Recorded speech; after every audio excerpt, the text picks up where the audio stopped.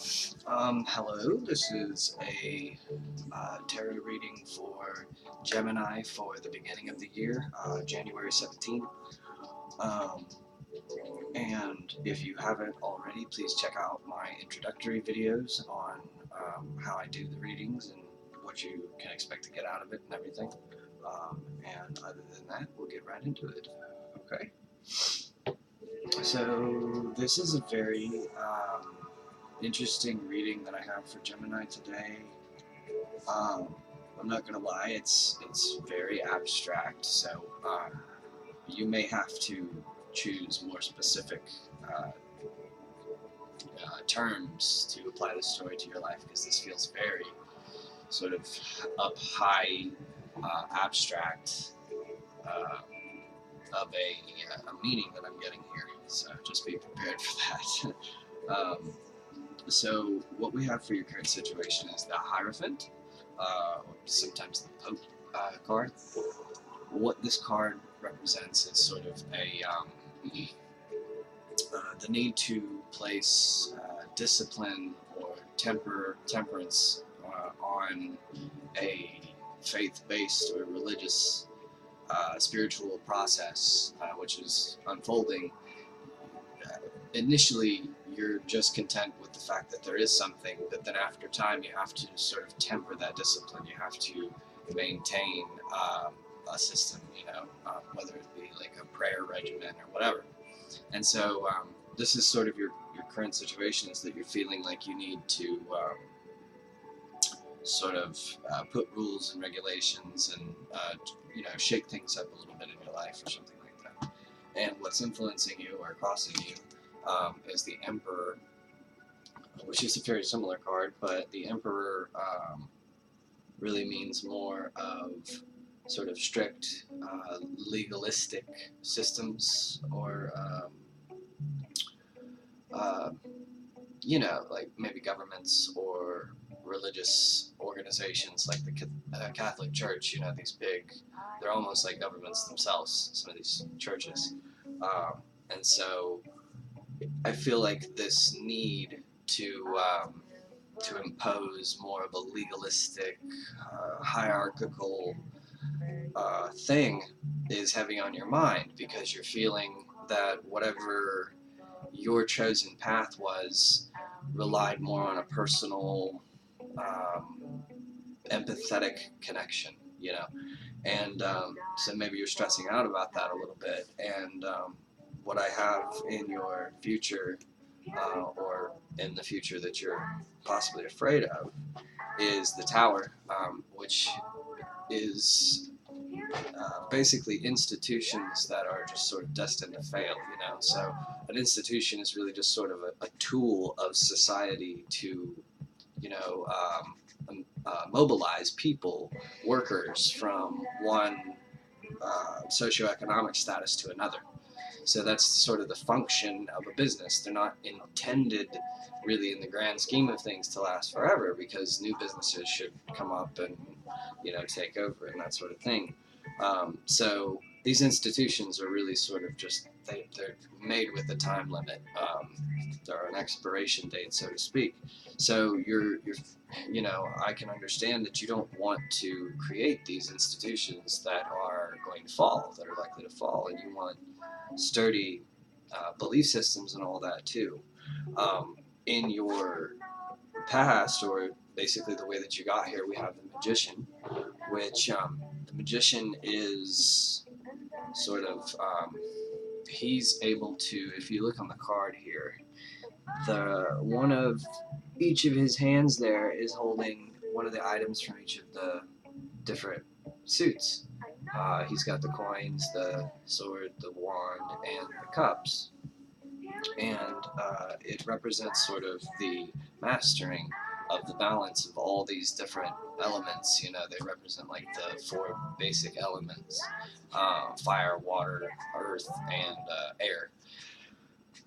And once you achieve sort of a balance of those things, your power of manifestation or your will becoming reality is very powerful. And so that's what sort of got you to this place. And so it suggests that in your recent past, you've had sort of an awakening experience that has brought you to a new understanding of some kind of a spiritual nature, and you're now at the phase where you're moving into trying to put limitations and boundaries on things, because you're finding out that, you know, going too far down certain rabbit holes can cause you a great deal of anxiety, and all of a sudden you think, wow, should I even be thinking this? And then you have to back up and remember that, you know, everything is perfect and everything is for a reason, and that kind of thing. I didn't know he was out there. Um, and then but yeah, so that's how you got here, so that's good.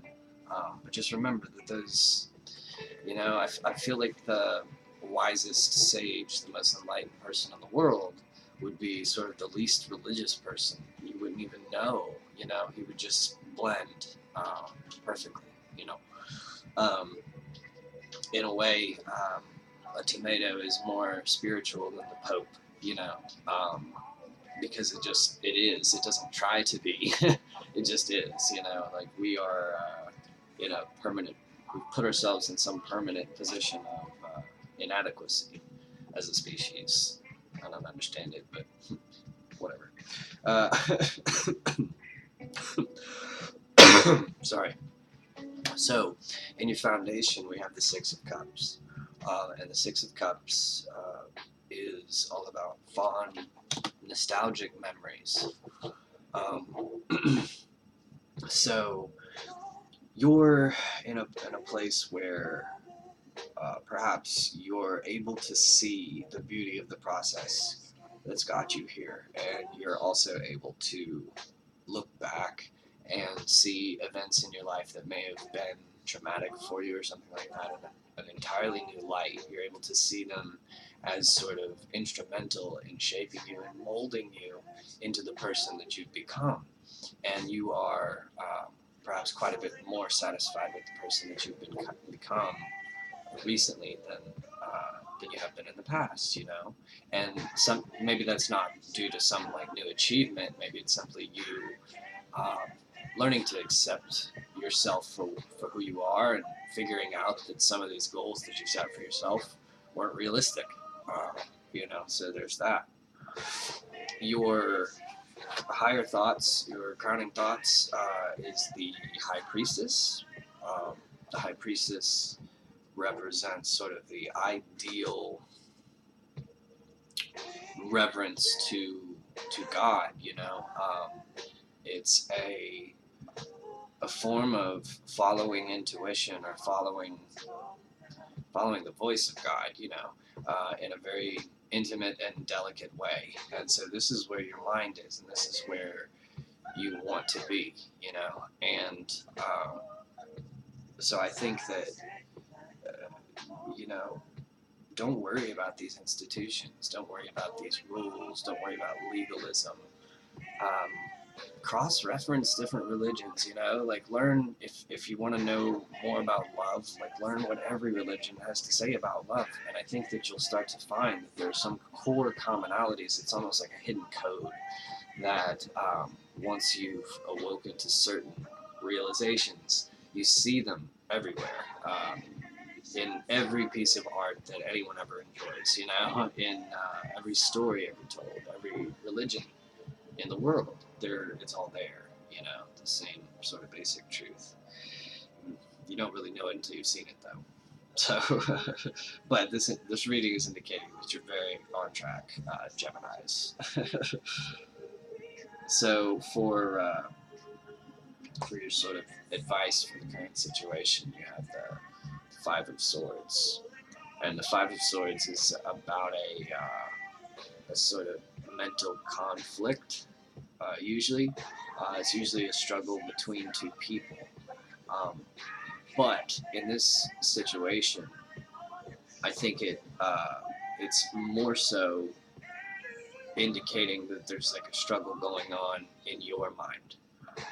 And along your spiritual path, what's come up is you try to quiet the mind and listen to your true self, your inner voice, and not go off ego all the time. But you forget sometimes that the ego does have a purpose. It was given to you for a reason, and one of the reasons for that is to work out big choices or directions.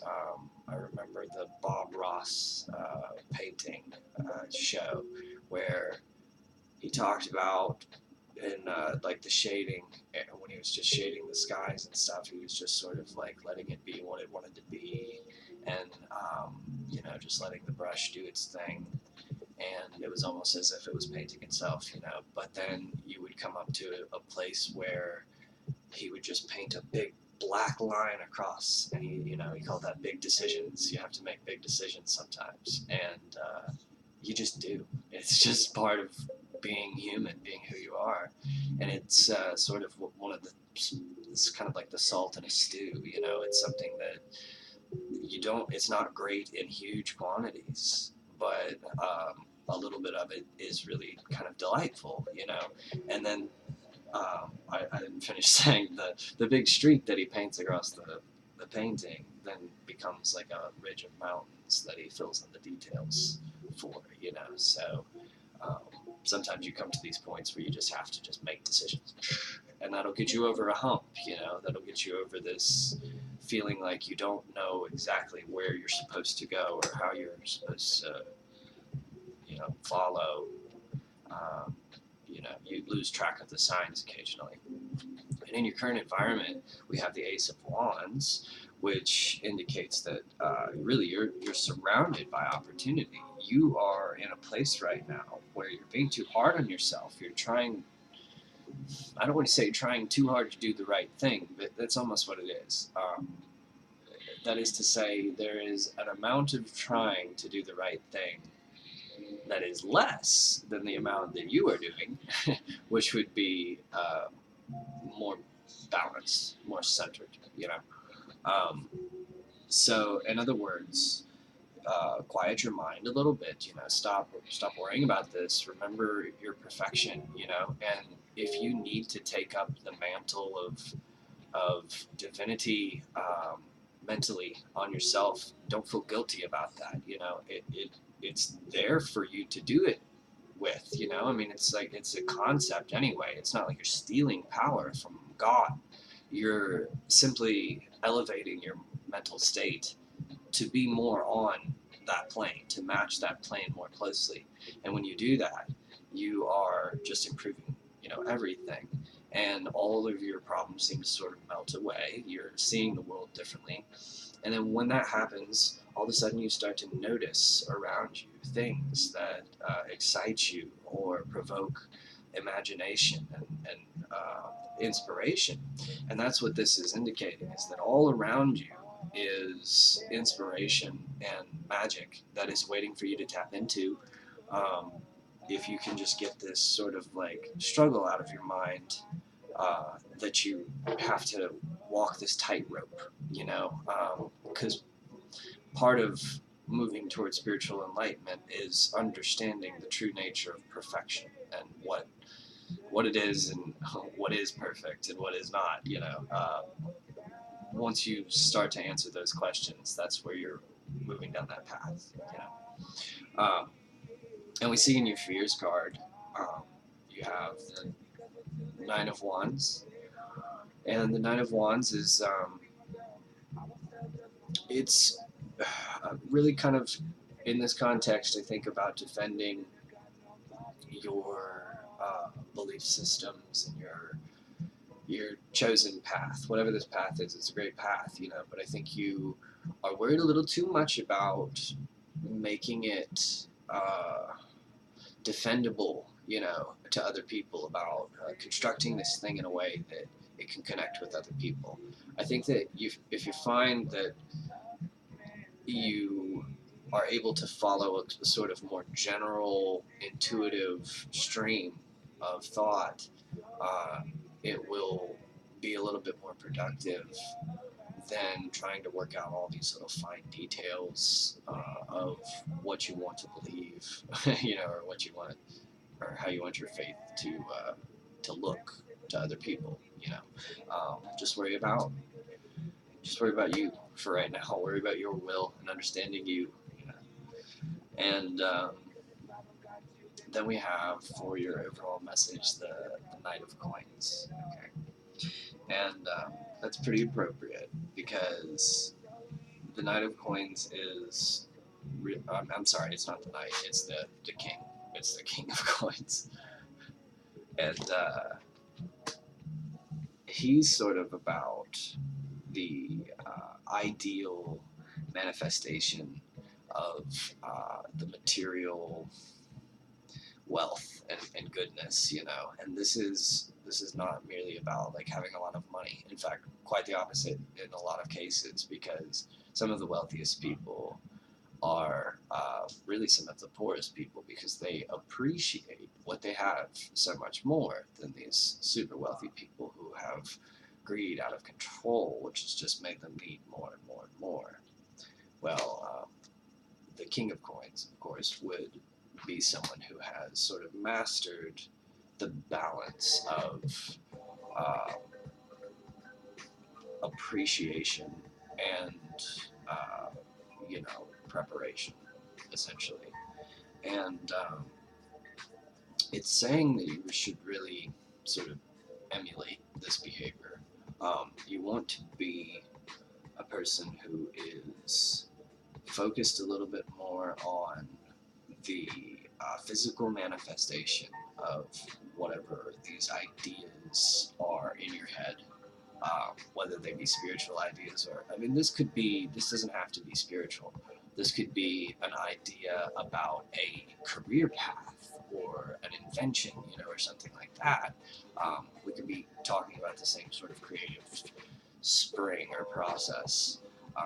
And so this is really telling you that you need to just sort of remember that inspiration is all around you. It's in the physical environment and it interacts with you through the physical environment. Your creator, your God, the universe, whoever it is who speaks to you, they speak to you through the voices of the people who are around you, the job that you have, the opportunities that you're presented with. There's reasons why you're offered jobs in other cities and asked to relocate to a city you've never even heard of before, and like you move there and you meet the love of your life, or who knows? You could move there and an earthquake could, rip your house open and you could die, and that would be, just as perfect, which is the kind of tricky part. But the overall message, though, is that that's where you need to shift your focus. You need to shift your focus back to listening to the signs, to being aware of what's going on around you on a more elevated level of consciousness. And I think if you do that, you will have some pretty good success for this coming year. Well, until next time, I will see you next month.